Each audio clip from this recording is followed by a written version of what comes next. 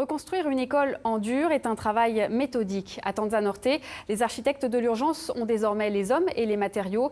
Mais avant de rebâtir, il faut nettoyer les dégâts causés par le typhon. Et ce n'est pas une mince affaire. Des images d'Arnaud Wust sur un montage de Jérôme Aubon.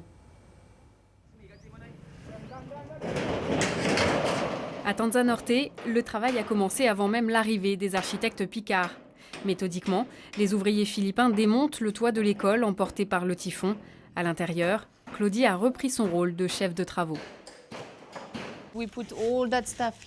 Tout ça, on va le poser là, on va casser ces murs, celui-ci et celui-là. La démolition, c'est pas juste venir casser des murs, c'est venir protéger ce qui doit être protégé, venir se casser ce qui doit être cassé et dans l'ordre qu'il faut. Ça veut dire que c'est nettoyage en bas, ensuite on n'attaque pas au-dessus avec la charpente, mais c'est pas commencer par en bas et finir en haut, sinon ça risque de démolir. Pas de chaussures de sécurité, les Philippins vivent en tongs.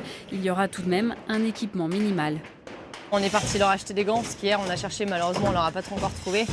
Donc les casques, c'est surtout pour ceux qui vont monter en hauteur. Et les gants, donc là c'est Eric qui est parti en chercher des gants et des lunettes pour ceux qui vont devoir couper aussi tout ce qui est fer. La plupart des ouvriers sont pêcheurs ou agriculteurs. Le typhon a détruit les rizières et les bateaux et le magasin de meubles de Charlito. Sa femme est institutrice à l'école. Je suis épuisé, mais je suis aussi heureux parce que j'aide notre école. J'aide à la reconstruire. Les architectes de l'urgence n'ont pas eu de mal à recruter. Ce chantier, c'est du travail d'abord, c'est aussi une manière de participer à l'effort collectif. Je pense que c'est important que l'école soit reconstruite. Il faut que les enfants puissent y retourner. Ils sont l'avenir de notre pays. Ramon, lui, a besoin de travailler pour redonner un toit à sa famille. Il vit derrière l'école avec sa femme et ses enfants et la famille de sa sœur. Après le passage du typhon, il a réparé une partie de sa maison, une pièce, insuffisant pour mettre 10 personnes à l'abri.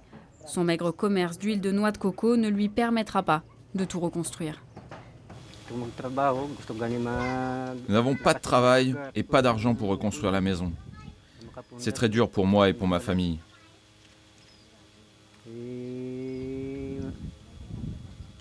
C'est pour ça que je travaille sur le chantier. C'est très dur de reprendre à zéro.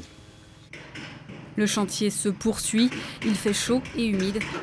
Pourtant, les architectes doivent rester concentrés. Pour moi, c'est passionnant, hein, parce que justement, moi, je pense être un petit peu lassé par les grandes et généreuses idées de tous les architectes, et du coup, j'aime bien faire des choses concrètes, même si on se trompe un peu de temps en temps. Et là, c'est des conditions un peu particulières quand même de travail. Tu vas bientôt plus avoir de batterie. Ouais, je vais bientôt plus avoir de batterie. Il faudra que je retourne au Capitole, à l'endroit où la ville nous prête gentiment de l'énergie pour les ONG. Le Capitole, le palais du gouverneur de la province de Capiz. Les quelques ONG et les armées venues aider la zone s'y retrouvent. Au milieu de ces organisations venues du monde entier, la Fondation Picard vient surtout chercher de l'électricité et des imprimantes. On est carrément en décalage par rapport à eux parce que la majorité des urgentistes pensent que la construction n'a rien à voir avec l'urgence. Et nous, non seulement on pense l'inverse, mais on fait l'inverse. Et on le démontre. Aujourd'hui, notre facteur limitant par rapport à ça, c'est tout simplement le fric. Si on avait plus d'argent, on en ferait plus. D'autres organisations s'occupent plutôt de l'eau, de la nourriture ou assurent une aide valable quelques mois. Bien sûr, nous aidons les écoles. Nous installons des espaces de classe temporaires jusqu'à ce que les autorités compétentes, comme le département de l'éducation ou bien encore d'autres ONG, comme les architectes, interviennent et réparent les écoles. Plus de 3000 écoles sont partiellement ou totalement détruites dans la province. Avec 50 000 €, l'argent dont disposent pour l'instant les architectes, ils peuvent construire 2 écoles. Devant celle de Tanza Norte, la ferraille a maintenant disparu.